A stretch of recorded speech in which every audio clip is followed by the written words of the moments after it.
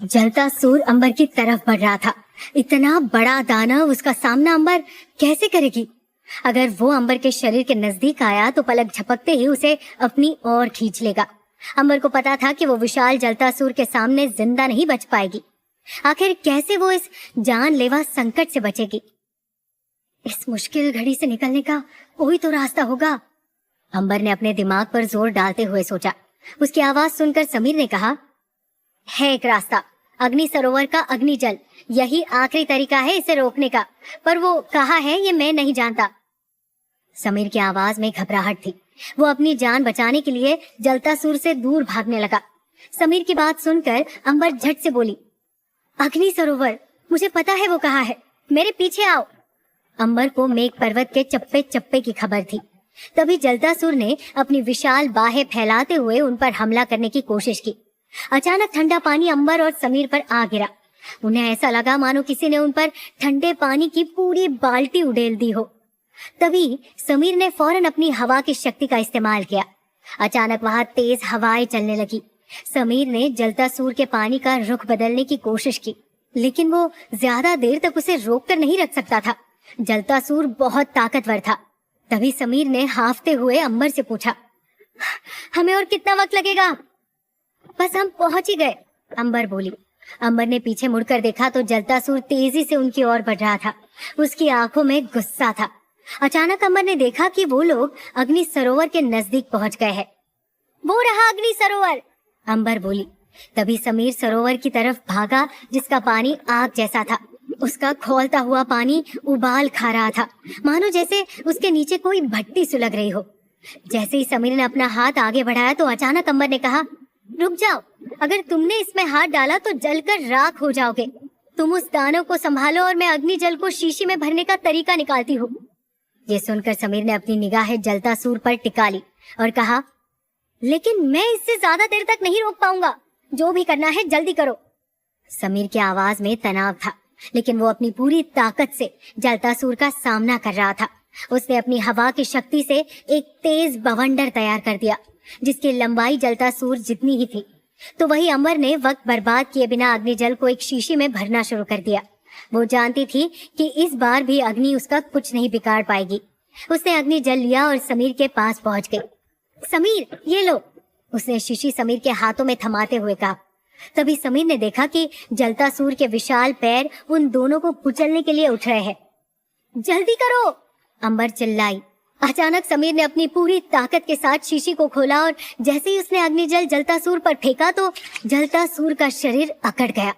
उसकी हरकतें धीमी पड़ने लगी और फिर उसके शरीर ने भाप में बदलना शुरू कर दिया। अचानक जलतासूर की चीखें आसमान में गूंजने लगी, लेकिन उसकी शक्ति अब खत्म हो रही थी।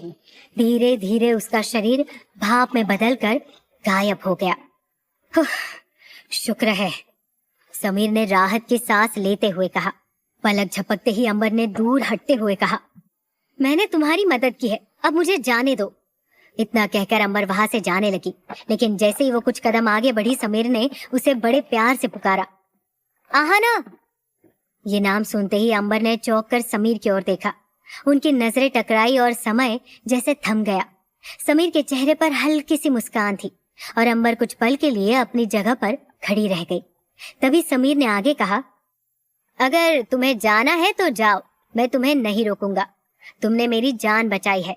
अगर तुम नहीं होती तो मैं अकेला इस दानव का सामना नहीं कर पाता।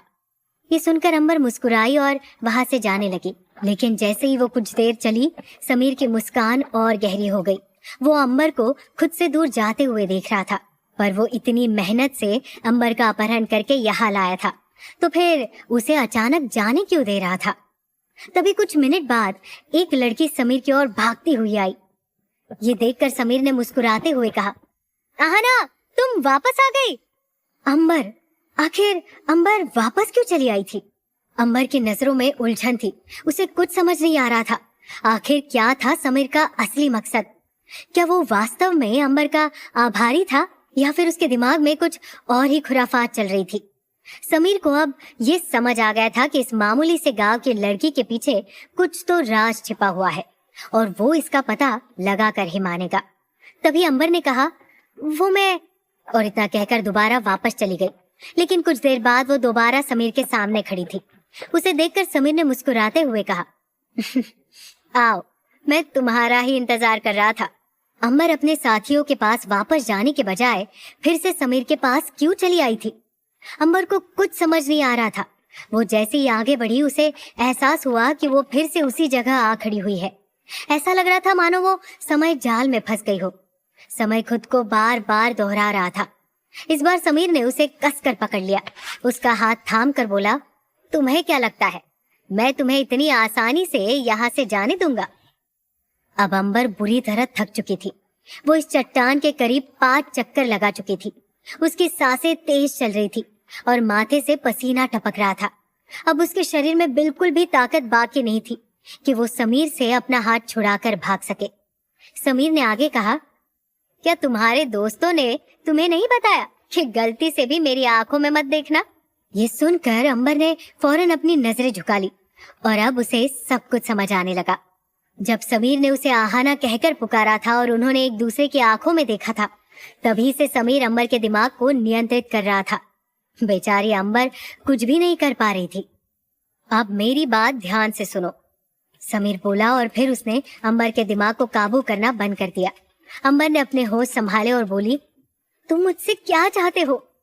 मैं जानता हूँ तुम पार्थ को पसंद करती हो। गांव की सभी लड़कियां उसे चाहती है, पर गलती से भी उसके प्यार में मत पड़ जाना। वो तुम जैसी मामूली लड़की से कभी शादी नहीं करेगा। लेकिन, समीर ने आगे कहा। लेकिन क्या? अंबर ने पूछा। लेकिन मैं कर सकता हूँ। मैं तुम्हें वो दौलत शोहरत दे सकता हूँ, पर इसके लिए तुम्हें मेरा एक काम करना होगा। समीर बोला। कैसा काम? अंबर ने पूछा। इस पर समीर ने अपने इरादे बताते हुए कहा, मुझे आत्मा शक्ति फल चाहिए। ये सुनकर अंबर ने उसकी आंखों में देखा और बोली, तो तुमने मेरा अपहरण क्यों किया? तुम्हें पार्थ के पास जाना चाहिए था। ये सुनकर समीर ने अंबर को आत्मा शक्ति फल से जुड़ी अपनी योजना में शामिल होने का प्रस्ताव दिया और बोला, तुम उनकी साथी हो, वो लोग तुम पर शक नहीं करेंगे। वैसे भी पार्थ कभी तुम्हें अपनाएगा नहीं, लेकिन मैं ऐसा करने को तैयार हूँ। अगर तुम मेरी बात मानोगी और पार्थ से आत्मा शक्ति फल चुरा कर मुझे दोगी, तो मैं तुम्हें अपने साथ रखूंगा, वो भी हमेशा हमेशा के लिए। समीर अंबर को अपनी बातों में फंसाने की कोशिश कर रहा था, पर अंबर भी कुछ कम नहीं थी। अगर मैं समीर का साथ दूं, तो आत्मा शक्ति फल पा सकती हूँ, अंबर ने मन ही मन कहा। अंबर के दिमाग में यह ख्याल आया कि वो आत्मा शक्ति फल चुरा सकती है और समीर को अपना मकसद पूरा करने के लिए इस्तेमाल कर सकती है। लेकिन पार्थ से वो फल कैसे चुराएगी? अंबर गहरी सोच में डूबी हुई थी। तभी समीर ने कहा, तुम यही सोच रही हो ना कि पार्थ से वो फल तुम मुझे कैसे ला कर दोगी? मैंने सारा इंतजाम कर दिया है। ये लो, इस जहरीले पदार्थ को मौका पाकर उस फल का रस दूसरी शीशी में भर लेना और उस खाली शीशी में ये जहर भर देना। ये सुनकर अंबर हैरान रह गई। समीर सिर्फ आत्मा शक्ति फल ही पाना नहीं चाहता था, बल्कि वो तो पार्थ की जान तक लेने का पूरा इंतजाम कर चुका था। तभी अंबर ने बिना किसी हाव भाव के वो शीशी लेते हुए कहा, पर वो मौका मुझे कैसे मिलेगा? पार्थ का ध्यान हमेशा उस फल पर रहता है। तुम फिक्र मत करो, वो सब मैं और मेरे साथी संभाल लेंगे, समीर ने कहा। ठीक है, अंबर इतना कहकर वहां से जाने लगी।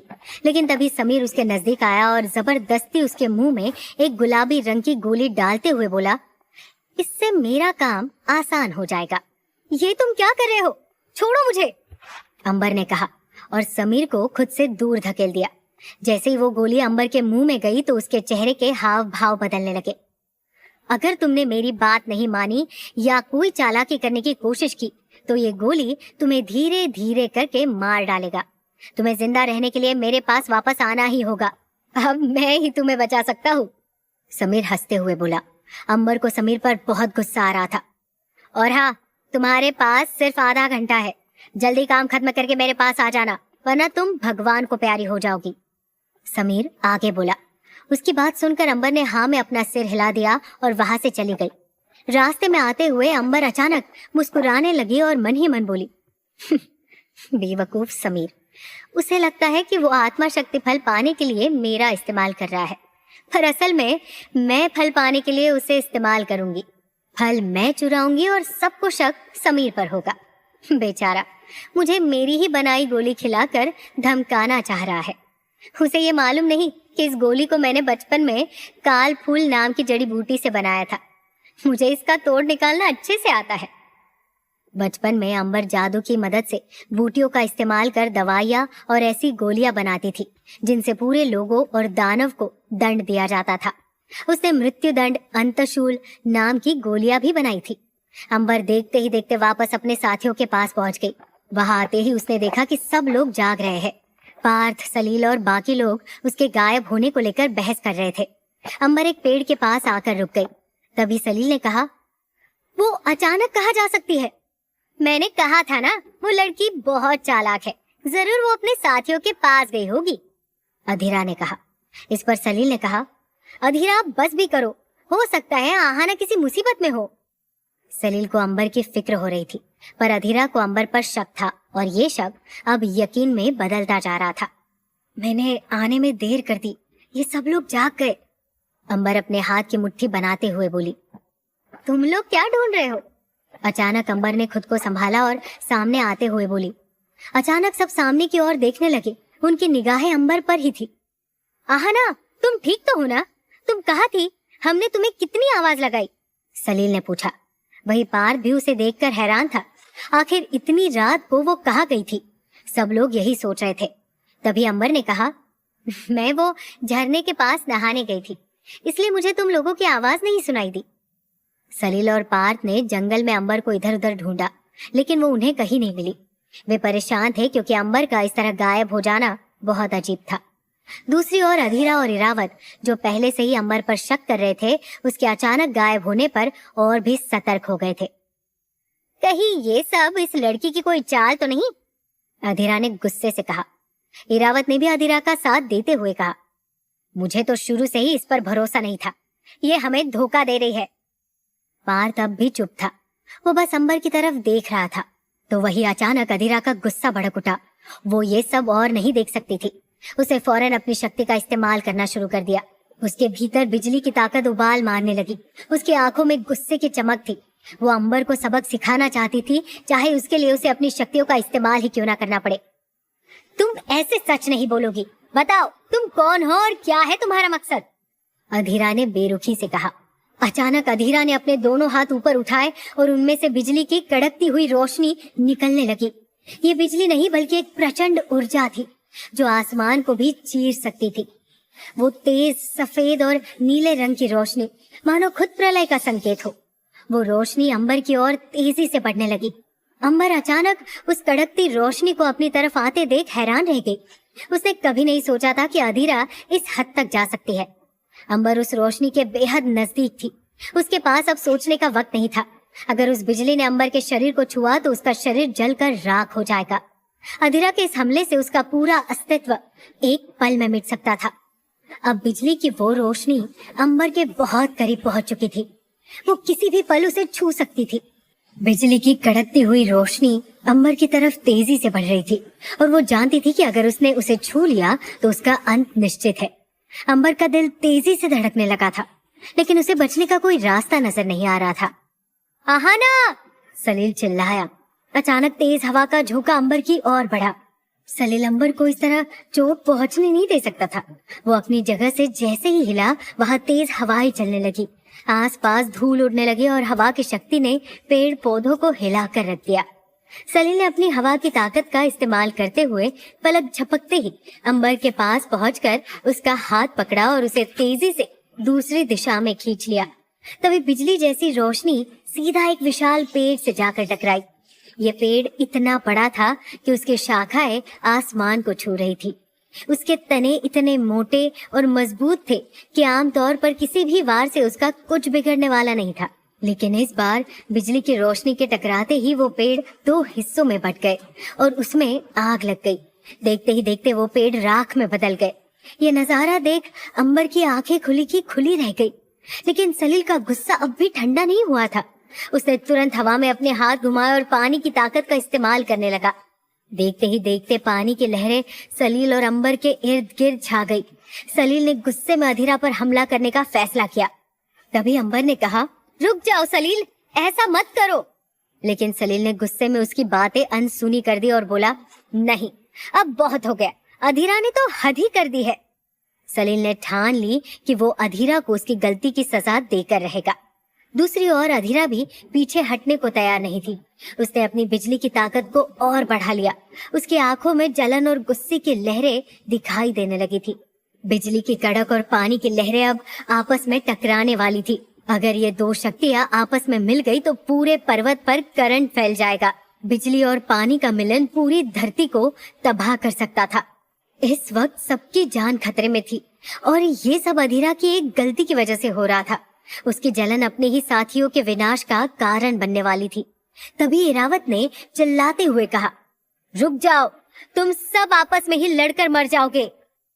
वही इरावत ने अधीरा को रोकने की कोशिश की और अंबर ने सलील को शांत करने की कोशिश की, लेकिन दोनों ही अपने गुस्से में बेकाबू हो चुके थे। कोई भी रुकने को तैयार नहीं था।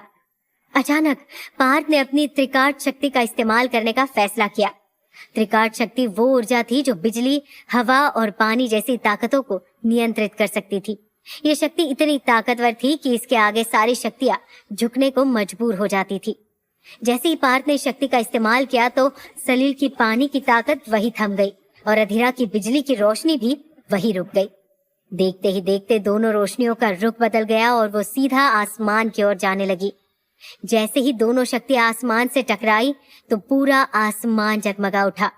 तभी पार्थ ने गुस्से से कहा, तुम लोग पागल हो गए हो, एक दूसरे की जान लेने पर तुले हो। इतना कहने के बाद उसने अधीरा को घूर कर देखा। पार्थ को ऐसी लड़कियां बिल्कुल पसंद नहीं थी जो जलन और गुस्से में अपना आपा खो बैठे। पार्थ अब तक सिर्फ इसलिए चुप था क्योंकि अधीरा इरावत की बहन थी।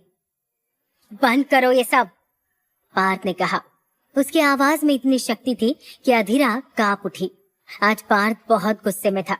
कुछ देर बाद सब कुछ शांत हो गया, लेकिन पार्थ का गुस्सा अब भी ठंडा नहीं हुआ था। वो गुस्से में अंबर की तरफ बढ़ने लगा। तो वही अपनी शक्तियों का इस्तेमाल करने की वजह से अधीरा और सलील बहुत थक चुके थे। वो बेहाल से खड़े पार्थ को अंबर के नजदीक जाता देख रहे थे। आज की इस घटना ने उन्हें ये सिखा दिया था कि अगर वो लोग अपनी शक्तियों का सही ढंग से इस्तेमाल नहीं करेंगे तो वो न सिर्फ खुद को बल्कि पूरी धरती को खतरे में डाल सकते हैं। गहरे नीले आकाश के नीचे अंबर की दिल की धड़कनें उस वक्त और तेज हो गई जब पार्थ उसके बेहद नजदीक आकर खड़ा हो गया।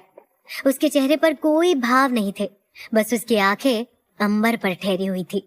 पार्थ के इतना नजदीक आते ही अंबर की सांसें तेज होने लगी थी। उसकी हथेलियां पसीने से तर हो गई।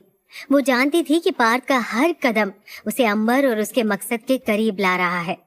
उसकी आंखें चाहकर भी पार्थ से नहीं हट रही थी, जैसे कोई अदृश्य शक्ति उसे वही रोके हुए थी। जैसे ही पार्थ उसके करीब आया, उसने अपनी गहरी आंखों से घूरते हुए अचानक अंबर के गले की तरफ अपना हाथ बढ़ाया, मानो जैसे वो उस पर हमला करने वाला हो। अचानक अंबर घबरा गई, लेकिन तभी पार्थ ने कहा, हिलना मत, और अंबर की गर्दन से एक चिपचिपे कीड़े को निकालते हुए बोला, ये तुम्हारा खून चूस रहा था। उस कीड़े को देखकर अंबर ने राहत की सांस ली। पार्थ के हाथ में रक्तकीट नाम का कीड़ा था। उसने उसे दूर फेंक दिया। अंबर का सारा डर उस एक पल में गायब हो गया था। लेकिन तभी उसकी नजर पार्थ के बैग में रखे आत्मा शक्ति फल पर पड़ी, जो हल्की नीली चमक के साथ उसे अपनी ओर आकर्षित कर रहा था। लेकिन तभी अंबर की सांसें उखड़ने लगी और वो हल्की सी लड़खड़ाई। ये देख पार्थ ने कहा, आहाना, तुम ठीक तो हो? लेकिन जवाब देने से पहले ही अंबर की आंखें मुरझाने लगी और वो अचानक बेहोश होकर पार्थ के ऊपर गिर पड़ी। ये देखकर पार्थ चौंक गया। उसने तुरंत अंबर को अपनी बाहों में कसकर पकड़ लिया। एक ही पल में अंबर और पार्थ के बीच की नजदीकियां बढ़ गई। उनके शरीर इतने करीब थे कि वे एक दूसरे की सांसों को महसूस कर सकते थे। पार्थ ने उसके बालों को हल्के से सहलाते हुए उसके चेहरे की तरफ देखा और धीरे से पूछा, क्या हुआ, तुम ठीक तो हो ना? लेकिन अंबर ने उसकी बात का कोई जवाब नहीं दिया। अंबर के माथे पर पसीने की बूंदें चमक रही थी।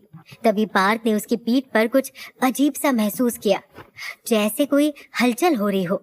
उसने ध्यान से देखा और फिर धीरे धीरे अंबर की पीठ से एक और छोटे लाल रंग के चिपचिपे कीड़े को हटाया। अंबर की पीठ पर एक से ज्यादा रक्त कीट थे। जो कि दिखने में लाल रंग के होते हैं और इंसानों का खून चूसते हैं। ये बेहद खतरनाक होते हैं, जिसके संपर्क में आने पर इंसान धीरे धीरे बेहोश होने लगता है। ये सब इस कीड़े की वजह से हो रहा है, पार्थ ने कहा। उसने तुरंत अंबर की पीठ से एक और रक्तकीट कीड़ा हटाया जो उसके कपड़ों में छिपा हुआ था। ये जंगल इन कीड़ों से भरा हुआ है, हमें यहाँ से जल्दी निकलना होगा, पार्थ ने आगे कहा। उसकी आंखों में चिंता की लकीरें साफ दिख रही थी। अंबर की सांसें अब भी भारी थी। पार्थ ने उसे धीरे से अपनी बाहों में उठाया और जंगल के उस हिस्से से बाहर निकलने के लिए तैयार हो गया। लेकिन अधीरा से ये सब देखा नहीं जा रहा था। वो अंबर को पार्थ के इतना नजदीक नहीं देख सकती थी। जलन से उसकी आंखों में आंसू आने लगे थे। तभी सलील ने देखा कि अंबर बेहोशी में पार्थ के बहुत करीब है, तो उसने तुरंत अंबर को संभाला और पार्थ से कहा, आहानों को मैं संभालता हूँ, ये शायद इन रक्तकीट कीड़ों की वजह से हो रहा है। पर वो लोग इस बात से अनजान थे कि अंबर ये सब जानबूझकर कर रही है। लेकिन तभी उन लोगों को एक जोरदार धमाके की आवाज सुनाई दी। ये देखकर सलील ने तेज आवाज में चिल्लाया, हम पर हमला हो रहा है। सबके चेहरों पर चिंता की लकीरें खींच गई। तभी वहां समीर और उसके साथी आ गए। वो लोग पार्थ और उसके साथियों पर हमला करने के लिए आगे बढ़े। समीर ने अपनी हवा की ताकत से एक बवंडर पैदा किया, जबकि उसके बाकी साथियों ने अपनी जादुई शक्तियों से पार्थ पर वार करना शुरू कर दिया। इस हंगामे और अफरा तफरी का फायदा उठाते हुए अंबर ने अपने नाटक का पूरा फायदा उठाया। उसे चुपचाप आत्मा शक्ति फल का रस एक शीशी में निकाल लिया और दूसरा रस उसमें मिला दिया। अंबर ने इस पूरे नाटक को अंजाम देने से पहले अपने शरीर पर एक खास पौधे का रस मल लिया था, जिससे रक्तकीट भी उसके नाटक का हिस्सा बन गए। खास रस की वजह से वो उनका खून चूसने में असफल रहे। पार्थ समीर का सामना करने लगा तो वही सलील ने अंबर को एक पेड़ के पास लिटाया और कहा, यही रहना, मैं अभी आता हूँ। और फिर वो पलक झपकते ही वहां से गायब हो गया। ये देख अंबर ने धीरे धीरे अपनी आंखें खोली और इधर उधर देखने लगी। वो वहां से भागने की तैयारी कर रही थी। इसके साथ ही आज अंबर के चेहरे पर एक अलग ही चमक और राहत की झलक नजर आ रही थी, मानो जैसे उसकी इतने सालों की मेहनत रंग लाई हो। आखिरकार आत्मशक्ति फल का रस मुझे मिल ही गया, अंबर मन ही मन बोली। सब लोग दुश्मनों का सामना करने में लगे थे तो वही अंबर मौका पाकर वहां से दूर चली आई। रास्ते में अंबर ने भागते हुए आत्मशक्ति फल के रस को दूसरी शीशी में भरा और असली शीशी में प्रभामृत नाम का एक सफेद और चमकदार जादुई रस डाल दिया। यह रस देखने में आत्मशक्ति फल के रस जैसा ही था, लेकिन उसमें कोई खास शक्ति नहीं थी। भागते भागते अचानक अंबर की आंखों में खुशी के आंसू झलक आए, क्योंकि अब वो अपनी शक्तियों को वापस पाने के बहुत करीब थी। अंबर ने जैसे ही आत्मशक्ति फल की शीशी को अपने कपड़ों में छुपाया, वो और तेजी से भागने लगी। पर क्या उसका इस जगह से इतनी आसानी से बाहर निकलना मुमकिन था? क्या वो समीर के रहते हुए ऐसा कर पाएगी? क्या जल्द ही अंबर की सच्चाई सबके सामने आ जाएगी? भागते हुए अंबर खुद से बातें करते हुए बोली, सलील मुझे माफ कर देना, मैंने अपने मकसद को पूरा करने के लिए तुम्हारा इस्तेमाल किया। मैं अपनी शक्तियां वापस पाते ही सब ठीक कर दूंगी और तुमसे माफी भी मांग लूंगी। अंबर को इस वक्त सलील के लिए बुरा लग रहा था, लेकिन उसके पास अपनी शक्तियां वापस पाने का और कोई रास्ता नहीं था। आज अंबर की समझदारी और सूझबूझ की वजह से वो अपनी शक्तियां वापस पाने से बस एक ही कदम दूरी पर थी। वो घने जंगल में बिना पीछे देखे बस भागती चली जा रही थी। लेकिन तभी समीर अचानक उसके सामने आकर खड़ा हो गया।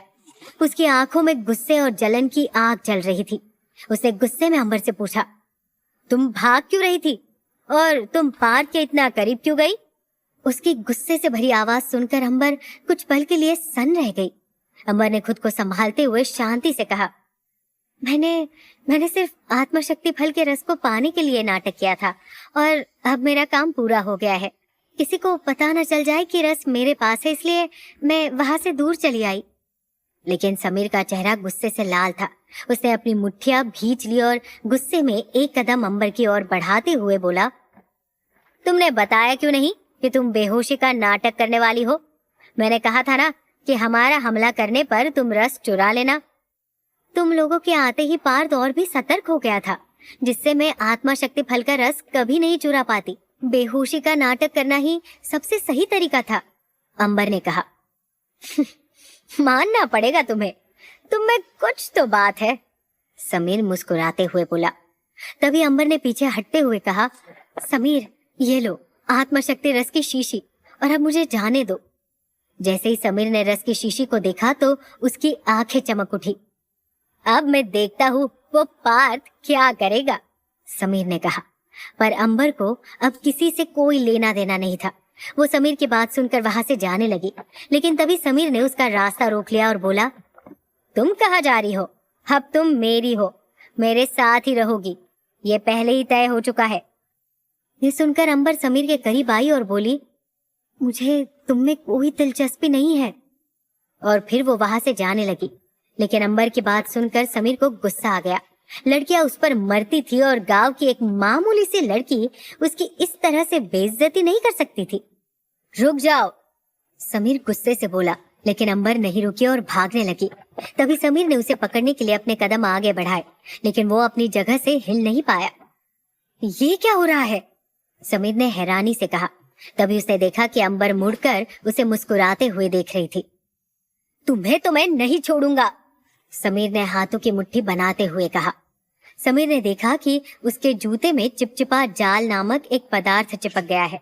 इस पदार्थ का असर ऐसा था कि जो भी इसके संपर्क में आता वो उसी जगह पर चिपक कर रह जाता था। समीर अपनी जगह से हिल भी नहीं पा रहा था। ये जादुई पदार्थ बहुत मजबूत था। समीर के पैर अब जमीन से जैसे बंध से गए थे। उसने गुस्से में अपने पैरों को जमीन से उठाने की कोशिश की, लेकिन वो नाकाम रहा। रुको, समीर गुस्से में जोर से चिल्लाया, लेकिन अंबर ने उसकी बात पर ध्यान नहीं दिया और वो भागती रही। वो जानती थी कि चिपचिपा जाल कुछ देर के लिए समीर को रोके रखेगा, लेकिन ज्यादा देर नहीं। अंबर को दूर जाता देख समीर ने अपनी जादुई शक्तियों का इस्तेमाल करना शुरू किया। उसने अपनी हथेलियों से एक तेज रोशनी निकाली जो उस जाल को धीरे धीरे कमजोर करने लगी, लेकिन तब तक अंबर उससे काफी दूर जा चुकी थी। समीर की चालाकी धरी की धरी रह गई थी। तभी समीर ने अपने पैरों को एक झटके में जमीन से आजाद किया और गुस्से में अंबर का पीछा करने के लिए दौड़ा।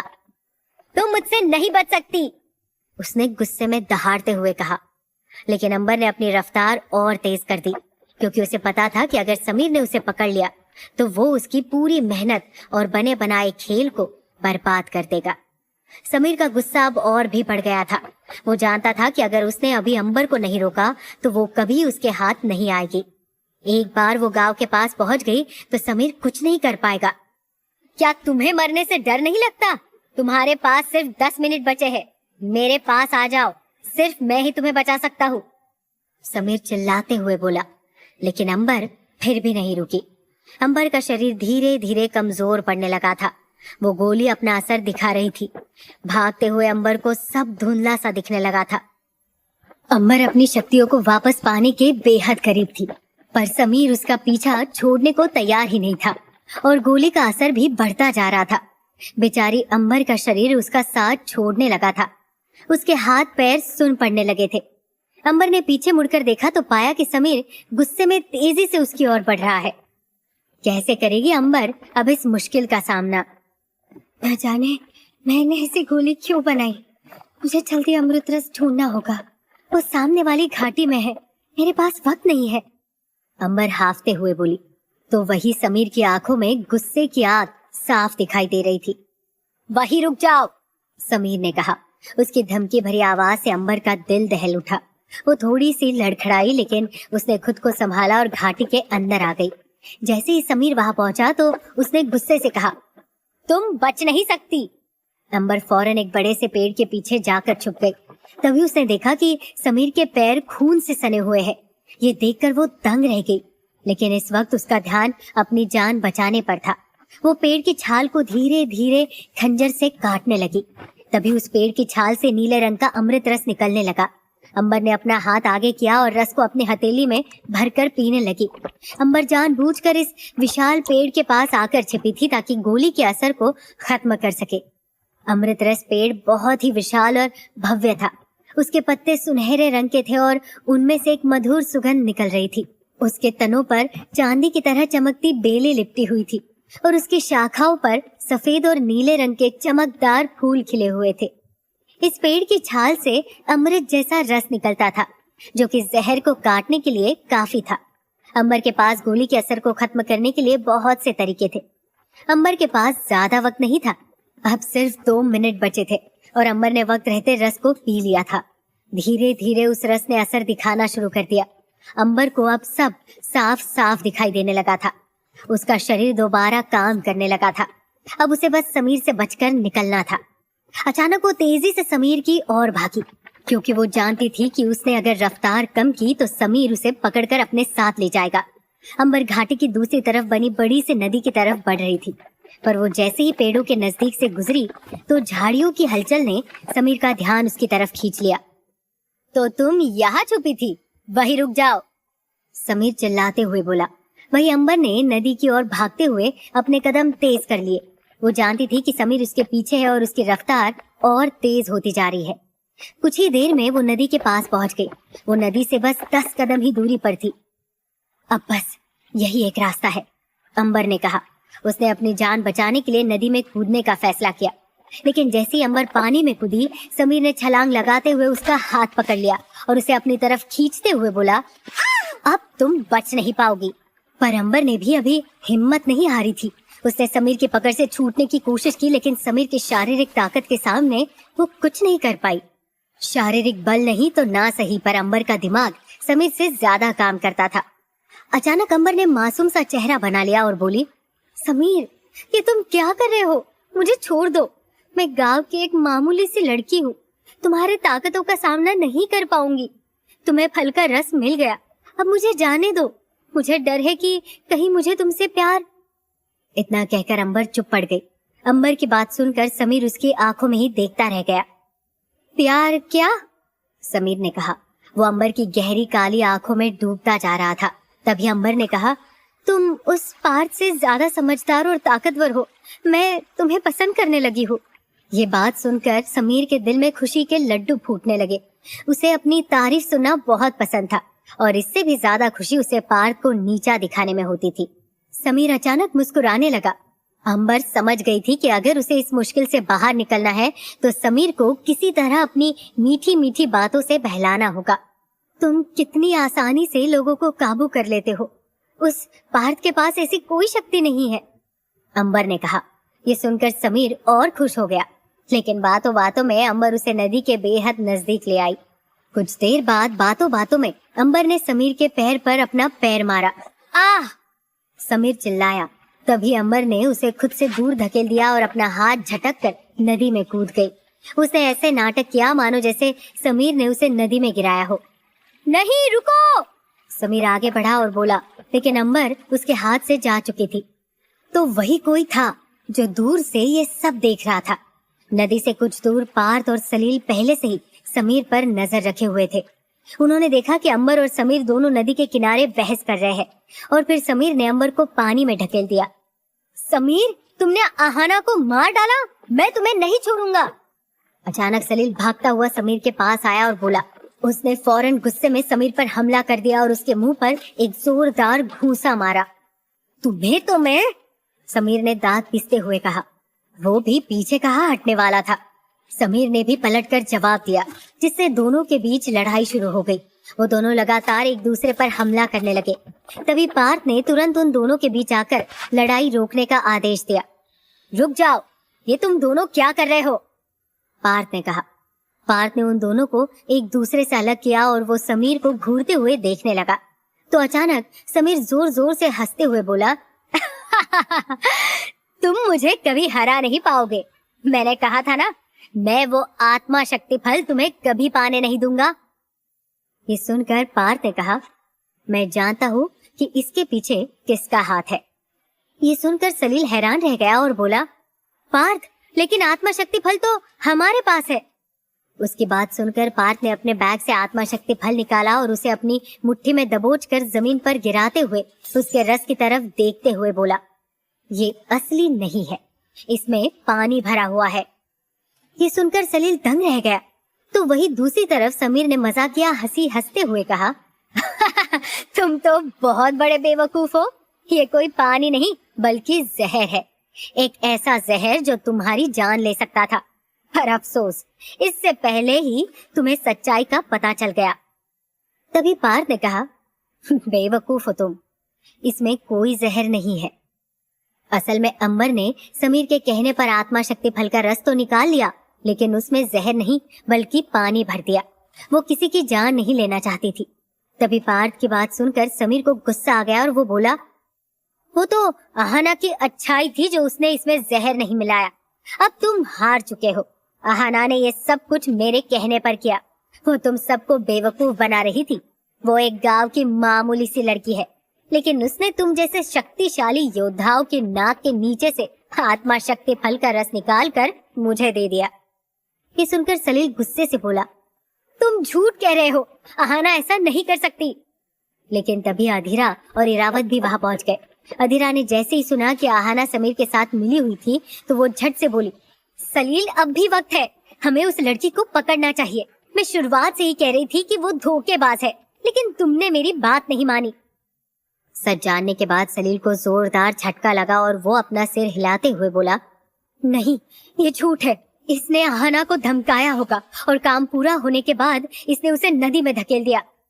ये सुनकर समीर थोड़ा हिचकिचाया और बोला, मैंने उसे नदी में नहीं धकेला, ये हम दोनों की साजिश थी। तुम दोनों को आता देख मैंने अहाना को पहले ही यहाँ से भागने को कह दिया था। समीर ये बात मानने को कभी तैयार नहीं होगा कि अहाना यानी कि अंबर उसे अपनी मीठी मीठी बातों में फंसाकर उस पर हमला करने के बाद वहां से बचकर भाग चुकी थी।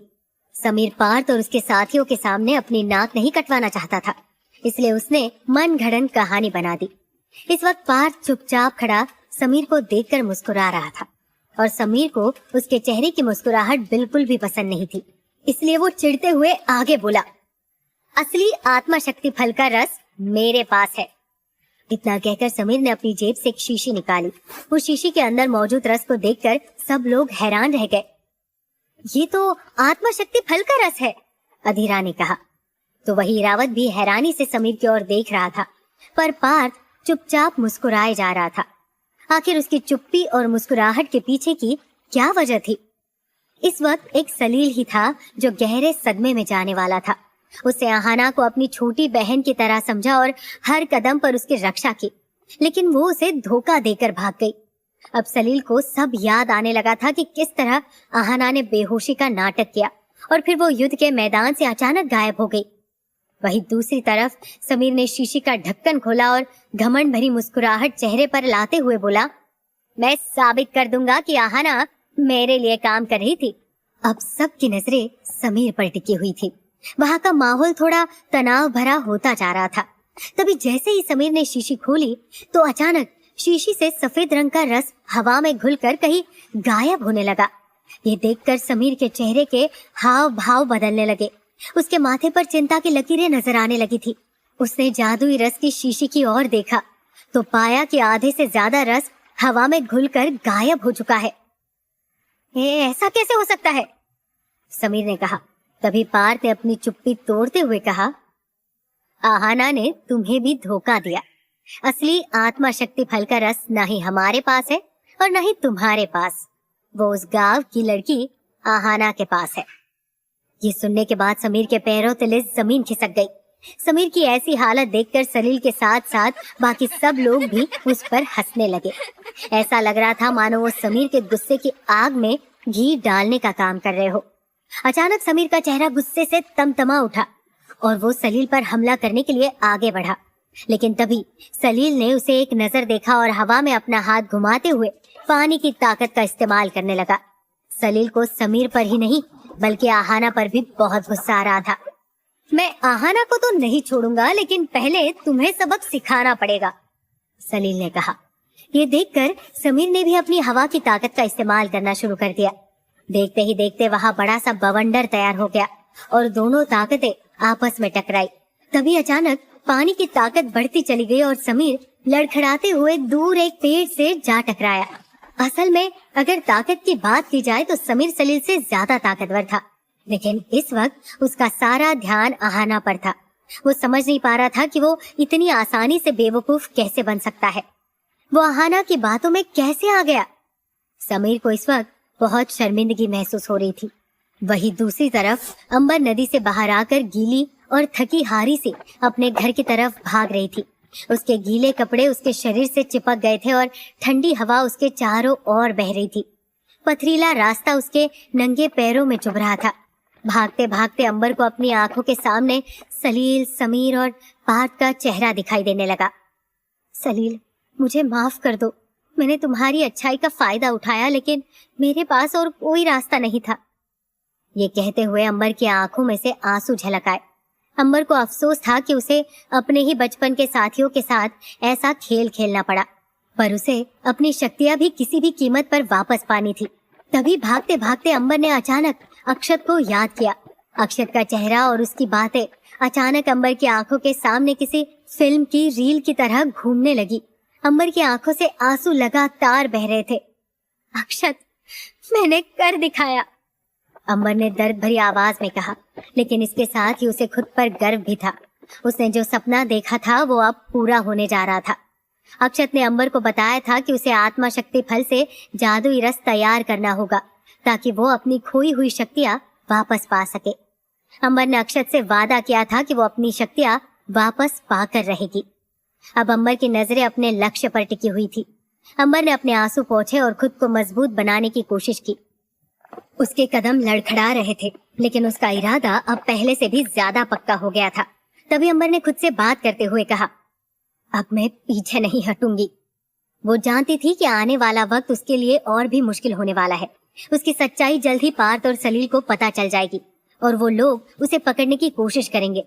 इसी बीच अंबर को आत्मा शक्ति फल के रस से जादुई रस भी तैयार करना होगा।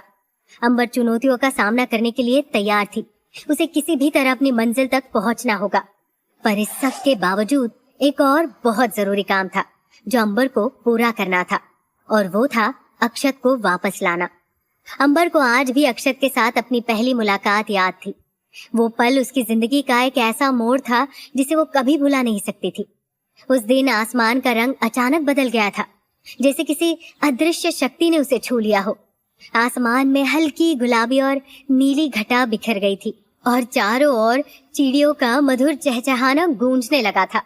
अंबर बगीचे में हाथ में सफेद मनका लिए खड़ी थी। तभी अचानक तितलियां उसके इर्द गिर्द मंडराने लगी। हवा में एक अजीब सी मिठास भर गई थी। तभी उसके सामने वो सफेद मनका चमकने लगा। ये देखकर अंबर की आंखों में एक नई चमक आ गई थी। अचानक अक्षत की आत्मा धीरे धीरे मनके से बाहर आ रही थी, जैसे कोई जिन अपनी बोतल से बाहर निकलता है। अक्षत की आत्मा उसके सामने एक चमकदार आकृति के रूप में प्रकट हुई थी। जब से अक्षत अंबर से मिला था, वो तब से उसे अंबर अस्त्र कहकर पुकारता था। बीती बातों को याद करके अंबर ने घर की ओर भागते हुए कहा, अगर मुझे अक्षत को वापस लाना है तो वो सफेद मनका पाना होगा। पर वो मनका तो मछली निगल गई थी। अंबर उसे वापस कैसे हासिल करेगी? फिलहाल तो अंबर जल्द से जल्द घर पहुंचना चाहती थी, इसलिए उसने एक छोटा सा रास्ता अपनाया। लेकिन जैसे ही अंबर आधे रास्ते पर पहुंची तो अचानक अपनी जगह पर जम सी गई। उसके सामने एक विशाल मायावी काल क्रूर नामक दानव खड़ा हुआ था। उसकी मौजूदगी किसी भी आम इंसान के लिए डरा देने वाली थी। उसका शरीर काले पत्थरों से ढका हुआ था। उसकी आंखें जलती हुई अंगारों जैसी चमक रही थी। उसके बड़े बड़े हाथों में जंजीरों के निशान थे और उसकी सांसें गरजती हुई हवा की तरह थी। उसकी ताकत इतनी जबरदस्त थी कि उसकी एक हुंकार से ही पेड़ पौधे जड़ से उखड़ जाते थे। काल क्रूर ने जैसे ही अपनी जलती हुई आंखों से अंबर की तरफ देखा तो अंबर की सांसें थमने लगी। वो तेजी से अंबर की तरफ बढ़ने लगा। अंबर के मन में तरह तरह के सवाल उमड़ने लगे थे। अंबर के दिल की धड़कनें तेज हो गई जब उसने देखा कि काल क्रूर दानव उसकी तरफ ही आ रहा है, तो वो अपने कदम पीछे की ओर ले जाने लगी। अचानक अंबर उल्टी दिशा में भागने लगी, पर क्या वो काल क्रूर से बच पाएगी? लेकिन तभी अंबर को एहसास हुआ कि अगर वो वापस गई तो पार्थ और उसके साथी उसे पकड़ लेंगे। ये सोचकर उसने एक गहरी सांस ली और अपने डर को मात देने का फैसला किया। और फिर वो मुड़ी और काल क्रूर की तरफ बढ़ी। जैसे ही वो दानव के नजदीक पहुंची तो अचानक दानव ने उसे अपने विशाल पैरों के नीचे कुचलने की कोशिश की, पर अंबर अचानक उसके नजदीक आते ही बाईं ओर बनी चट्टान की तरफ भागने लगी। उस चट्टान के दूसरी तरफ गहरी खाई थी। अंबर ने तेजी से उस चट्टान की ओर कदम बढ़ाए और अपने अंदर के साहस को जगाते हुए चट्टान पर चढ़ने लगी, तो वही दानव उसकी ओर तेजी से बढ़ रहा था। उसके हर कदम से धरती हिल रही थी। अंबर ने अपनी पूरी ताकत का इस्तेमाल किया और चट्टान पर चढ़ने में कामयाब हो गई, पर इस बीच उसके हाथों पर गहरे घाव नजर आने लगे। ऊपर पहुंचकर अंबर ने देखा कि दानव उसे कुचलने के इरादे से चट्टान की चढ़ाई कर उसके पीछे पीछे आ पहुंचा है। तभी अंबर खाई की तरफ भागी, लेकिन वो खुद अपनी जान क्यों लेने लगी थी?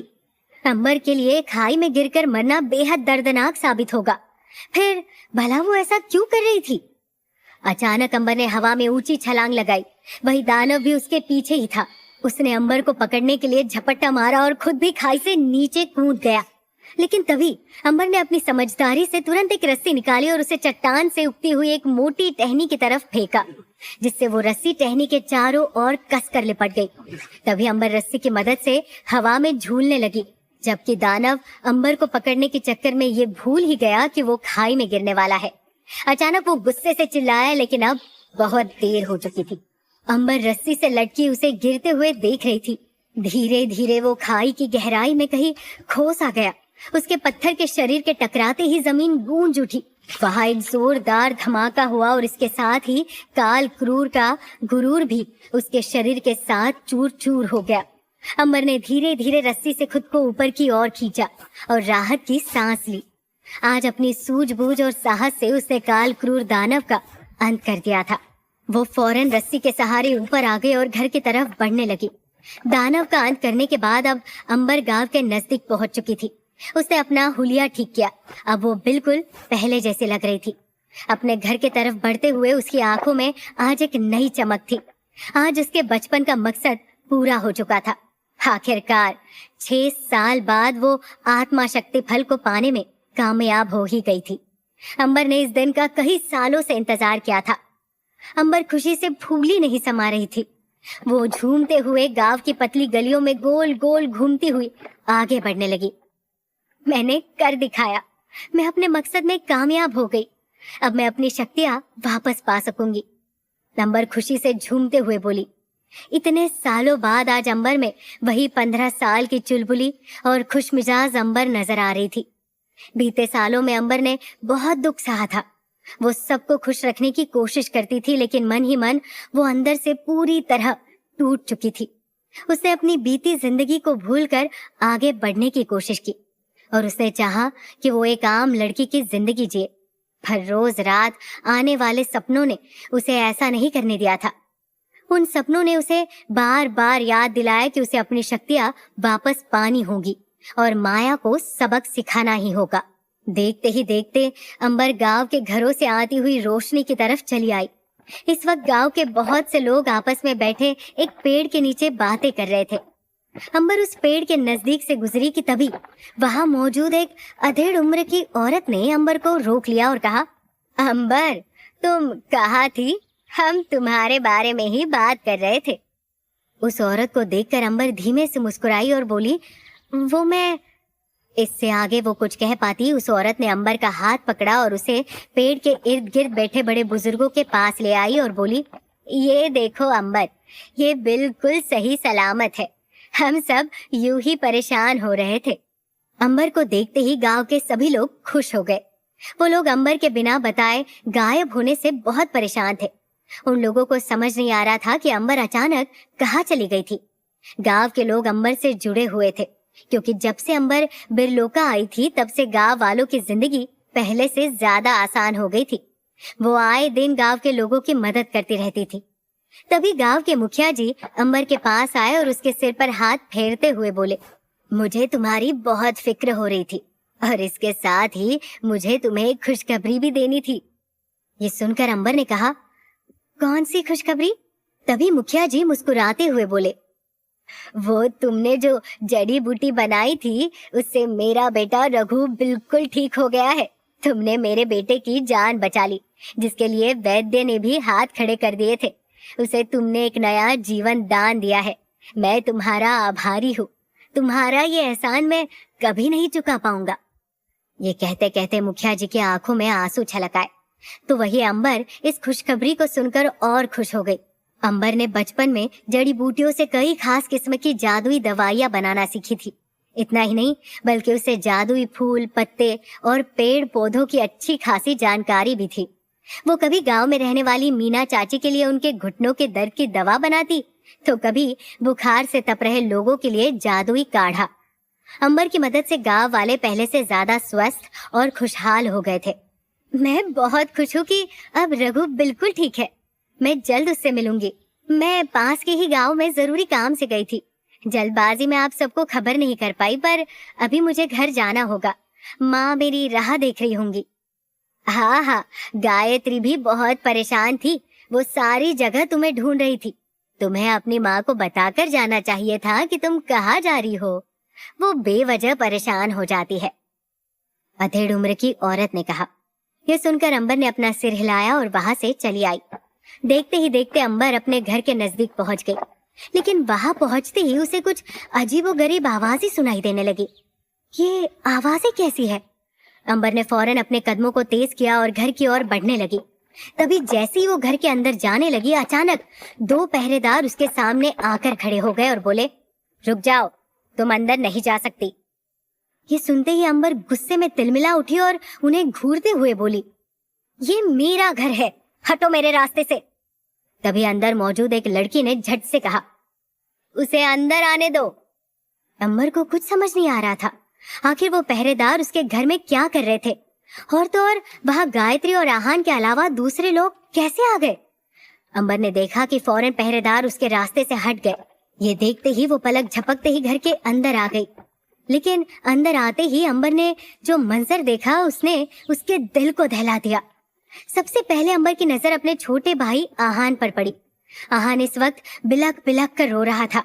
इतना ही नहीं बल्कि वो छोटी सी जान बड़ी बड़ी बोरियां उठा रहा था। ये बोरियां किसी सामान से नहीं बल्कि पत्थरों से भरी हुई थी। आहान के छोटे छोटे हाथ उन्हें पकड़ने की वजह से छिल चुके थे।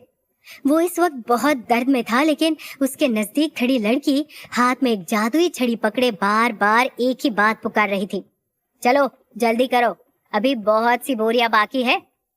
अंबर ने जैसे ये शब्द सुने तो उसकी नजरें फौरन उस लड़की को घूरने लगी। ये सब क्या है चाहत? अंबर ने कहा। अंबर, तुम आ गई? आओ आओ, हम लोग तुम्हारा ही इंतजार कर रहे थे। कहाँ थी तुम? चाहत ने कहा। चाहत अंबर के चाचा जी की बेटी थी। वो दिखने में बहुत सुंदर, पर अंबर से ज्यादा नहीं। उसके बावजूद भी उसे अपनी खूबसूरती पर घमंड था। वो हमेशा अंबर और उसके परिवार को परेशान करने का कोई ना कोई मौका ढूंढ ही लेती थी। तभी जैसे ही चाहत ने अंबर का नाम लिया तो आहान उसे देखकर जोर जोर से रोने लगा। वो तेजी से भागता हुआ अंबर के पास आया। ये देखकर अंबर फौरन घुटनों के बल बैठ गई और फिर उसने आहान को गले से लगा लिया। अंबर, देखो ना, दीदी और भैया हमें बहुत परेशान कर रहे हैं। ये लोग जब से यहाँ आए हैं तब से। इससे आगे की आहान कुछ कह पाता, तभी अंबर ने उसके माथे से पसीना साफ करते हुए कहा, फिक्र मत करो, अब मैं आ गई हूँ, सब ठीक हो जाएगा। अंबर के आते ही आहान की आंखों में एक नई चमक नजर आने लगी थी। अंबर, तुम आ गई? तुम ठीक तो हो ना? कहाँ थी तुम? अचानक अंबर को गायत्री की आवाज सुनाई दी। गायत्री एक कोने में बैठी रो रही थी। एक वक्त था जब गायत्री को खूबसूरती का प्रतीक कहा जाता था और उसके पीछे एक गहरा कारण था। अपने समय में वो खिमसर की सबसे सुंदर औरत मानी जाती थी। उनकी त्वचा फूलों से भी ज्यादा मुलायम थी, आंखें बेशकीमती रत्नों की तरह चमकती थी और उनके हाव भाव में हंसी सी कोमलता थी। एक शब्द में कहे तो उनकी सुंदरता दिल थाम लेने वाली थी। लेकिन वक्त के साथ उसकी हालत में बहुत गिराव आया था। गायत्री इस वक्त एक कोने में बैठकर फूट फूट कर रो रही थी। चाहत और उसका बड़ा भाई पुलकित उन्हें पिछले कुछ दिनों से बहुत परेशान कर रहे थे। जैसे ही गायत्री ने अंबर को देखा, वो जोर जोर से रोने लगी, मानो उनका रक्षक उन्हें बचाने आ गया हो। अंबर की तरह उनके पास कोई जादुई शक्तियां नहीं थी। आहान को तिलस्म विद्यालय में शामिल होने से पहले ही परिवार सहित गांव से बाहर निकाल दिया गया था। अब वो सिर्फ अंबर के सहारे जी रहे थे। गायत्री दिखने में बहुत खूबसूरत थी, लेकिन वो अब भी किसी बच्चे जैसी थी। अंबर के जाने के बाद वो बहुत दुखी थी। अंबर ने चाहत की बातों पर ध्यान नहीं दिया और गायत्री की तरफ बढ़ने लगी। तभी चाहत ने अचानक अपने हाथ में पकड़ी हुई जादुई छड़ी को घुमाया। उसके ऐसा करते ही गायत्री के हाथ पैर जादुई किस्म की रस्सी से बंध गए वो अंबर की तरफ बढ़ने से पहले ही जमीन पर गिर पड़ी। ये देख अंबर ने कहा, रुक जाओ, बस बहुत हो गया चाहत। जब चाहत छोटी थी तो खिमसर गांव में वो अक्सर अंबर के इर्द गिर्द घूमती रहती थी। वो हर दिन अंबर की तारीफें करती नहीं थकती थी।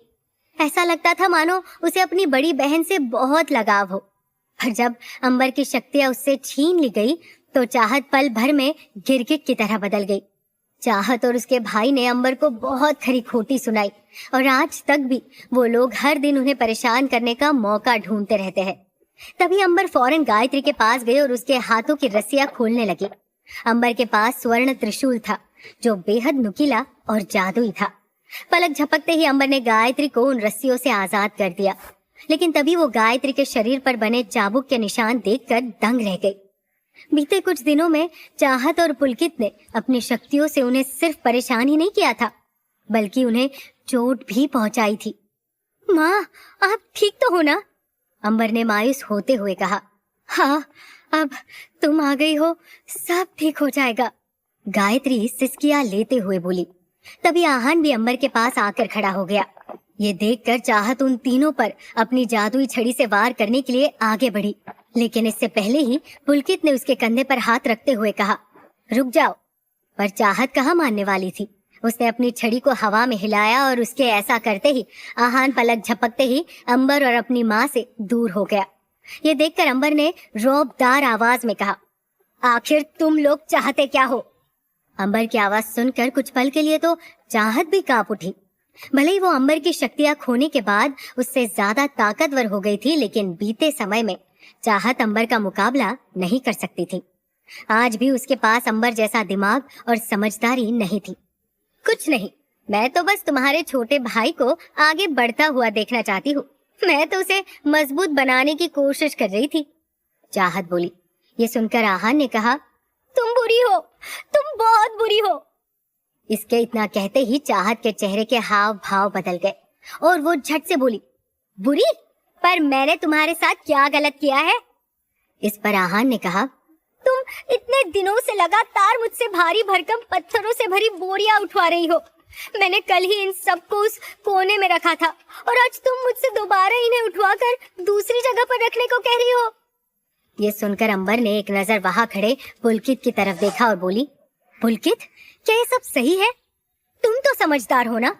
पुलकित चाहत का बड़ा भाई था, वो उससे ज्यादा समझदार भी था, लेकिन कहीं ना कहीं इस सब में उसका भी योगदान था। चाहत ने ये सब आहान के लिए ही तो किया है। हम नहीं चाहते कि आहान भी तुम्हारी तरह बिना शक्तियों के ही रह जाए। जरा देखो इसे, ये अब भी कितना कमजोर है। ये इस तरह भारी भरकम बोरियां उठाएगा तो इसकी शारीरिक ताकत बढ़ेगी। हम बस अपने छोटे भाई का भला चाहते हैं। पुलकित मुस्कुराते हुए बोला। इतना सुनकर अंबर ने एक नजर पुलकित को ऊपर से नीचे तक देखा और कहा, अगर ऐसी बात है तो फिर तुम्हें भी शारीरिक बल की जरूरत है। ये सुनकर पुलकित को बहुत गुस्सा आया। अचानक उसके चेहरे की रंगत ही उड़ गई, क्योंकि भले ही पुलकित के पास बहुत सी शक्तियां थी और वो दिखने में भी बहुत स्मार्ट था, पर शारीरिक बल के मामले में वो कहीं पीछे रह गया था। अंबर, तुम समझती क्यों नहीं हो? हम नहीं चाहते कि तुम्हारा छोटा भाई भी तुम जैसा बने, चाहत ने कहा। चाहत की बात सुनते ही आहान बेरुखी से बोला, मेरी बहन तुम सबसे बहुत अच्छी है। बिना शक्तियों के भी वो सबकी मदद करती है। वो तुम्हारी तरह लोगों को परेशान नहीं करती। मैं बड़ा होकर अपनी बहन जैसा बनूंगा, ना कि तुम जैसा। आहान, तुम मुझे गलत समझ रहे हो। तुम जानते हो ना मैंने तुमसे बोरियां क्यों उठवाई? क्योंकि तुमने मेरा कीमती क्रिस्टल तोड़ दिया, चाहत ने कहा।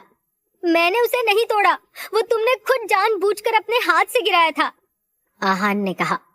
अंबर चाहत और पुलकित को बहुत अच्छे से जानती थी। जब बाज उसे अपने साथ बादलों की तरफ ले जा रहा था तब उसने चाहत और पुलकित को अपने गांव की तरफ बढ़ते देखा था। वो तभी समझ गई थी कि ये लोग यहाँ आकर जरूर कोई तमाशा करेंगे, और ऐसा ही हुआ। चाहत और पुलकित ने पिछले कुछ दिनों में अंबर के परिवार को उसके खिलाफ भड़काने की कोशिश की, लेकिन वो इसमें कामयाब नहीं हो पाए। तभी आहान, जो अब तक चुप था, उसे सच कहता देख चाहत को गुस्सा आ गया और वो अपने दांत मिसमिसाते हुए बोली, मैं तुम्हें अभी सबक सिखाती हूँ। इतना कहकर चाहत ने अपनी जादुई छड़ी हवा में घुमाई तो अचानक उससे एक तेज रोशनी निकलने लगी। जो कि तेजी से अंबर और उसके परिवार की तरफ बढ़ रही थी। चाहत की जादुई छड़ी से निकलती हुई रोशनी अंबर और उसके परिवार की तरफ बढ़ रही थी। न जाने अब अंबर क्या करेगी, कैसे बचेगी वो इस खतरे से, कैसे सिखाएगी वो चाहत को सबक। क्या अंबर की समझदारी और सूझबूझ उसे इस मुसीबत से निकलने में मदद करेगी? चाहत की जादुई छड़ी एक अनमोल और रहस्यमयी हथियार थी। इस छड़ी में इतनी शक्तियां थी कि वो उसके एक इशारे पर किसी भी चीज की काया पलट सकती थी। ये छड़ी आग की लपटों को हवा में घोल सकती थी, वक्त को थाम सकती थी और किसी भी वस्तु या व्यक्ति को अदृश्य बना सकती थी। आज रात जब चाहत के दिल और दिमाग में गुस्से की लहरें उमड़ने लगी थी, तो उसकी जादुई छड़ी भी अपने आप चमक उठी। उसकी हल्की सी हरकत से घर का पूरा माहौल बदल गया। घर में लगे बल्ब अचानक टिमटिमाने लगे, जैसे किसी अनजाने खतरे से कांप रहे हो। हवा की रफ्तार अचानक से तेज हो गई, खिड़कियां जोर जोर से हिलने लगी और ठंडी हवाओं ने आंधी का रूप धारण कर लिया था। ऐसा लग रहा था मानो वक्त की रफ्तार धीमी पड़ गई हो। चाहत का गुस्सा अब अपनी चरम सीमा पर था। उसकी आंखें अंगारों की तरह जल रही थी और जादुई छड़ी से निकली तेज रोशनी अंबर, गायत्री और आहान की तरफ बढ़ रही थी। अंबर खतरे को भांप चुकी थी। उसे हमेशा चाहत को एक छोटी बहन की तरह समझा, पर चाहत अंबर से जलती थी। अंबर ने अपनी शक्तियां पहले ही खो दी थी, पर उसकी सूझबूझ और समझदारी अब भी उसके साथ थी। अंबर ने अपना दिमाग चलाया और एक पतली रस्सी निकाली जो धागे से भी पतली थी। मौका पाकर उसने उस रस्सी को चाहत के पैरों की तरफ फेंका। वो चाहत के पैरों से लिपट गई। जैसे ही चाहत ने अपनी पूरी ताकत से जादुई छड़ी को चलाया, अंबर ने अपनी रस्सी को जोर से खींचा। तभी चाहत के कदम लड़खड़ा गए और वो जमीन पर धड़ाम से गिर पड़ी। जादुई छड़ी पर उसका काबू नहीं रहा और उससे निकलती हुई रोशनी सीधा घर की छत से जा टकराई। अचानक छत में एक बड़ा सा छेद हो गया, जिससे आसमान साफ नजर आ रहा था। अंबर ने इस मौके का पूरी तरह से फायदा उठाया। जिस तरह चाहत ने गायत्री को गिराया था, ठीक उसी तरह अंबर ने चाहत को मात दी। अब चाहत दर्द से करहा रही थी। गिरते वक्त उसकी हड्डी टूटने की आवाज आई थी, जो पूरे कमरे में गूंज उठी थी। अचानक चाहत फूट फूट कर रोने लगी। अब उसकी जादुई छड़ी की चमक फीकी पड़ने लगी थी। तभी अंबर ने मुस्कुराते हुए चाहत को देखा। उसने अपने परिवार की रक्षा की और चाहत को उसकी गलतियों का एहसास करवाया। उसकी चालाकी और समझदारी ने आज उसे और उसके परिवार को बचा लिया। चाहत की जादुई छड़ी अब बेजान सी पड़ी थी। इस घटना ने न सिर्फ चाहत को उसकी ताकतों की सीमा कहाँ तक है ये दिखा दिया, बल्कि अंबर को भी ये समझा दिया कि ताकत केवल जादू में नहीं होती, बल्कि दिमाग और धैर्य में भी होती है। एक तरफ अंबर ने बड़ी ही बहादुरी से चाहत को सबक सिखाया, तो वही दूसरी तरफ अंबर की सच्चाई अब सबके सामने उजागर हो चुकी थी। सब लोग जान गए थे कि जिस आहाना को वो इतने वक्त से अपने साथ रखे थे, वो मौका पाकर आत्मा शक्ति फल का रस लेकर भाग चुकी है। आहाना ने न सिर्फ उन सभी को बेवकूफ बनाया, बल्कि समीर जैसे लड़के का भी भरपूर फायदा उठाया था। समीर इस वक्त शर्म और गुस्से से जल रहा था। उसकी आंखों में बेइज्जती का दर्द साफ झलक रहा था। वो अपनी इस हार को सहन नहीं कर पा रहा था। वो पार्थ और उसके साथियों को गुस्से में छोड़कर वहां से भाग गया, पर जाते जाते उसने खुद से एक वादा किया और कहा, मैं ढूंढ कर ही रहूंगा, मैं तुम्हारे पास आ रहा हूं। पर क्या समीर अंबर तक पहुंच पाएगा? आज पहली बार समीर एक गांव की लड़की की वजह से पार्थ और उसके साथियों के लिए मजाक बन गया था। क्या वाकई समीर के मन में यही सवाल उमड़ रहे थे कि कैसे वो एक मामूली लड़की के हाथों मात खा गया? वो आत्मा शक्ति फल को पाकर पार्थ को नीचा दिखाना चाहता था, पर उसके रस को पाने के बावजूद भी उसे कोई फायदा नहीं हुआ। एक लड़की जिसके पास कोई शक्तियां नहीं थी, वो उस फल के असली रस को उसकी नाक के नीचे से चुरा के ले गई थी। अब समीर तो जा चुका था, पर पार्थ और उसके साथियों का क्या? तभी समीर के जाते ही पार्थ ने बड़ी ही शांति से कहा, चलो वापस घर चलते हैं। ये सुनकर सभी लोगों के चेहरे के हाव भाव अचानक से बदल गए। सबकी आंखों में वही सवाल तैरने लगा। पार्थ इतनी आसानी से हार मानने वाला नहीं था, तो फिर उसने वापस चलने का फैसला क्यों लिया? क्या उसका मकसद अभी पूरा नहीं हुआ था, या फिर उसने हार मान ली थी? लेकिन तभी अधीरा ने गुस्से में कहा, नहीं, इतनी मेहनत के बावजूद भी हम लोग खाली हाथ घर वापस जाएंगे। हमें उस आहाना को ढूंढना ही होगा। वो लड़की एक बार हमारे हाथ आ जाए तो मैं उसे नहीं छोड़ूंगी। तुम सब ने वक्त रहते मेरी बात नहीं मानी और अब देखो नतीजा। क्या तुम सबको अब भी लगता है कि हम वापस लौट सकते हैं, वो भी खाली हाथ? आज तक ऐसा कोई भी मिशन नहीं था जिसे पार्थ और उसके साथी पूरा न कर पाए हो। अधीरा की बातों ने सबके मन में एक अजीब सी हलचल पैदा कर दी थी। इरावत ने भी अधीरा की बातों पर सिर हिलाते हुए कहा, हाँ, हमें वापस नहीं जाना चाहिए। आहाना से अपनी मेहनत का फल वापस लिए बिना हम कैसे लौट सकते हैं? लेकिन ये सब सुनने के बाद भी पार्थ के चेहरे पर कोई भाव नहीं थे। उसकी आंखों में एक अजीब सी शांति थी। वो बस चुपचाप आगे बढ़ने लगा, बिना किसी को जवाब दिए। क्या उसके मन में कोई और योजना थी या वो वाकई हार मान चुका था? पार्थ की चुप्पी ने सलील के मन में शक पैदा कर दिया। वो लोग भी पार्थ के पीछे पीछे चलने लगे। लेकिन तभी सलील ने इरावत से धीमी आवाज में पूछा, तुझे पार्थ कुछ बदला बदला सा नहीं लग रहा है? ऐसा लगता है जैसे वो कुछ छिपा रहा हो। बेचारा सलील इस वक्त जो कुछ भी हुआ उसके लिए खुद को ही दोषी मान रहा था। जिस लड़की को उसने इतना मान दिया, उसे अपनी छोटी बहन की तरह हर कदम पर बचाया, वही उसे धोखा देकर भाग गई थी।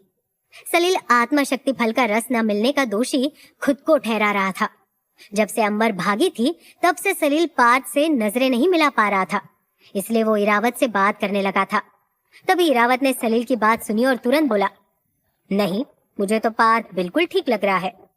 लेकिन सलील की चिंता बढ़ती जा रही थी।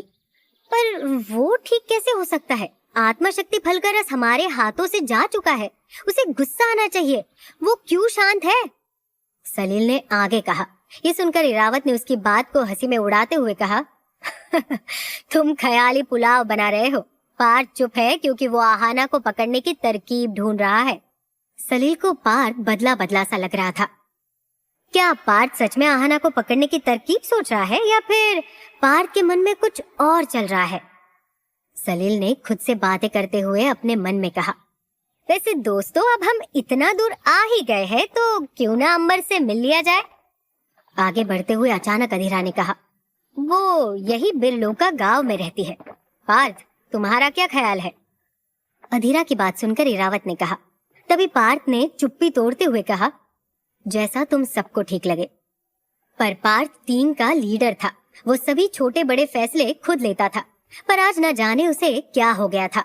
तभी पार्थ की बात सुनकर अधीरा ने कहा, तो तय हो गया, हम अंबर से मिलने जाएंगे और वही उस आहाना को भी ढूंढेंगे। अब वो लोग बिरलोका गांव की तरफ बढ़ने लगे थे। अधीरा ये देखने के लिए बेताब थी कि क्या अंबर अब भी उससे ज्यादा खूबसूरत है या नहीं।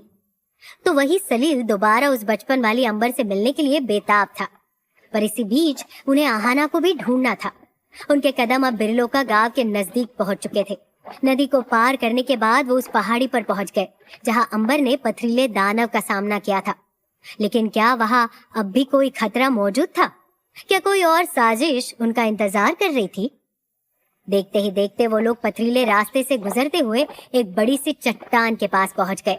लेकिन तभी पार्थ और उसके साथियों को एक जानी पहचानी आवाज सुनाई दी। जैसे ही वो आवाज उनके कानों में पड़ी तो सब लोग अपनी जगह पर खड़े रह गए। सलील की आंखों में अचानक एक चमक उभर आई। उसने दूर पहाड़ी पर खड़ी लड़की की तरफ देखा जो बार बार एक ही बात कर रही थी, मुझे माफ कर दो, मैं बहुत डर गई थी। जैसे ही उन लोगों ने सामने खड़ी उस लड़की को देखा तो उनके होश ही उड़ गए। आहाना, सलील ने आगे बढ़ते हुए कहा। सामने खड़ी लड़की और कोई नहीं बल्कि आहाना थी, जो आंखों में मोटे मोटे आंसू लिए सिसकियां भर रही थी। वो अपने दोनों हाथ आगे की ओर फैलाए उन लोगों को अपने पास बुला रही थी, मानो जैसे वो उन्हें किसी जाल में फंसाने की कोशिश कर रही हो। तुम्हें तो मैं नहीं छोड़ूंगी, आत्मशक्ति फल का रस वापस दो। अचानक अधीरा गुस्से से चिल्लाई। वो आहाना को देखकर तिलमिला उठी थी। सब लोग गुस्से में थे। जैसे ही आत्मशक्ति फल के रस की बात हुई, सलील के चेहरे पर चिंता की लकीरें दिखाई देने लगी। आहाना, तुमने ये ठीक नहीं किया, तुम्हें ऐसा नहीं करना चाहिए था। अब भी वक्त है, आत्मशक्ति फल का रस हमें दे दो। सलील बड़े प्यार से बोला, लेकिन इतना कुछ कहने के बावजूद भी उन्होंने महसूस किया कि आहाना अब भी अपनी जगह पर खड़ी हुई है। वो उस जगह से हिलने का नाम ही नहीं ले रही थी। वो बस बार बार अपना हाथ आगे बढ़ाए उन्हें अपने पास बुला रही थी। पर आहाना यानी कि अंबर तो अपने घर पर थी। फिर भला वो यहाँ कैसे आई? इससे पहले कि कोई कुछ और कह पाता, अचानक सबने देखा कि पार्थ आहाना की ओर बढ़ने लगा है। अब मजा आएगा, अधीरा ने अपने दांत भींचते हुए कहा। उसे इस दिन का बेसब्री से इंतजार था। वो चाहती थी कि पार्थ आहाना को उसके किए की सजा दे। वही सलील थोड़ा घबरा गया था। न जाने अब पार्थ आहाना के साथ क्या सुलूक करेगा। आखिर अंबर वापस क्यों आ गई थी? ये सब हो क्या रहा था? तभी सबने देखा कि पार्थ आहाना के नजदीक जाकर खड़ा हो गया है। तभी आहाना ने अपनी दोनों बाहें फैलाई और अचानक पार्थ को गले से लगा लिया। ये नजारा देखकर सब लोग हैरान रह गए, खासकर कि अधीरा। पार्थ, ये तुम क्या कर रहे हो? तुम्हें इसे सबक सिखाना चाहिए। तुम इसके गले क्यों लग रहे हो? अधीरा ने चिल्लाते हुए कहा। पार्थ को आहाना पर हमला करना चाहिए था और उससे आत्मा शक्ति फल का रस छीन लेना चाहिए था, पर वो ऐसा क्यों कर रहा था? जहाँ सब लोगों की नजरें आहाना पर टिकी हुई थी, वही पार्थ आहाना को गले लगाने के बाद जमीन की ओर देख रहा था। उसे जमीन पर आहाना की परछाई नजर आ रही थी। उस परछाई को देखकर पार्थ के चेहरे पर एक चतुर सी मुस्कान उभर आई। आखिर क्या चल रहा था पार्थ के दिमाग में?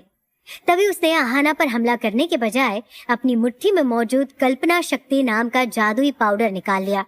ये पाउडर न केवल उसके दुश्मनों के रूप को नष्ट करने की ताकत रखता था, बल्कि उनकी असली पहचान को उजागर करने में भी सक्षम था। पर पार्थ इससे करने क्या वाला था? अचानक सबने देखा कि पार्थ ने कल्पना शक्ति पाउडर को आहाना की परछाई पर फेंक दिया। तभी आहाना ने अचानक पार्थ को खुद से दूर धकेल दिया और जोर जोर से चिल्लाने लगी, बचाओ, मैं तुम्हें जिंदा नहीं छोड़ूंगी। उसकी डरावनी आवाज ने सबको चौंका दिया। क्या ये सच में अंबर थी या फिर कोई छलावा? पलक झपकते ही आहाना का रूप बदलने लगा। देखते ही देखते आहाना एक विशाल रूपकली नाम की डायन में तब्दील हो गई। पार्थ कुछ कदम पीछे हटा और गुस्से से बोला, तुम्हें क्या लगा तुम इतनी आसानी से मुझे बेवकूफ बना सकती हो? पार्थ ने अपनी शक्तियों से उस डायन का असली रूप उसकी परछाई में देख लिया था, लेकिन बाकी लोगों को कुछ समझ नहीं आ रहा था। असल में रूपकली एक डायन थी जो अपना रूप बदल सकती थी। वो किसी का भी रूप लेकर इंसानों को मारकर खा जाती थी और वो हर बार एक नया चेहरा अपनाती थी। इस बार भी जब अंबर इस रास्ते से गुजरी थी तो उसने अंबर का रूप ले लिया था, पर पार्थ और उसके साथियों में से सिर्फ एक पार्थ ही था जो उसकी सच्चाई को पहचान पाया। उसने जान लिया था कि उसे ऐसे मौके पर शांत रहना होगा। सूरज और चांद की तेज रोशनी में जमीन पर आहाना की परछाई के बदले रूपकली के लंबे लंबे बाल, नुकीले नाखून और भयानक परछाई नजर आ गई थी। तभी रूपकली ने पार्थ और उसके साथियों पर हमला करने के लिए आगे बढ़ते हुए अचानक अपनी शक्तियों का इस्तेमाल करना शुरू कर दिया। लेकिन तभी धीरे धीरे उसकी परछाई गायब होने लगी। इसके साथ साथ उसका शरीर भी राख में बदलने लगा। ये सब उस जादुई पाउडर की वजह से हो रहा था। देखते ही देखते उसके पैर गायब हो गए और वो मिट्टी में समाने लगी। वो पार्थ को छू तक नहीं पाई। सब लोग ये नजारा देखकर दंग रह गए थे। वो लोग फौरन पार्थ के पास उसकी मदद करने पहुंचे, पर उससे पहले ही रूपकली का अंत हो गया। एक तरफ पार्थ ने उन पर आने वाले खतरे का बखूबी सामना किया, तो वही दूसरी तरफ अपनी बहन को देख पुलकित ने अपनी मायावी दृष्टि से एक भयानक खेल खेला। अब तुम लोग नहीं बच पाओगे, पुलकित ने कहा।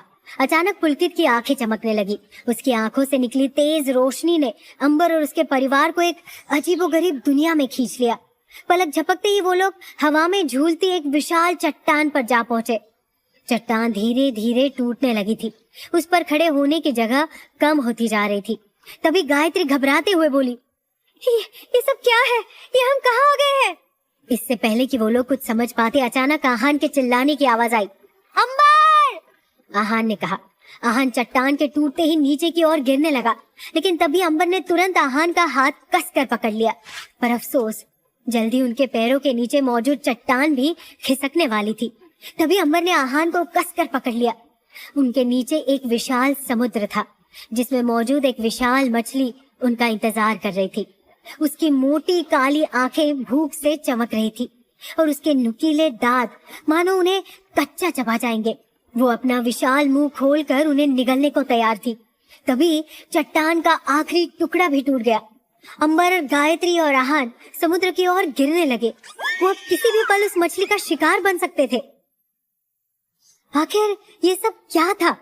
क्या वो लोग इस मायावी दुनिया में फंसे रह जाएंगे? स्टोरी कहानी अच्छी लगी हो तो लाइक और सब्सक्राइब करो।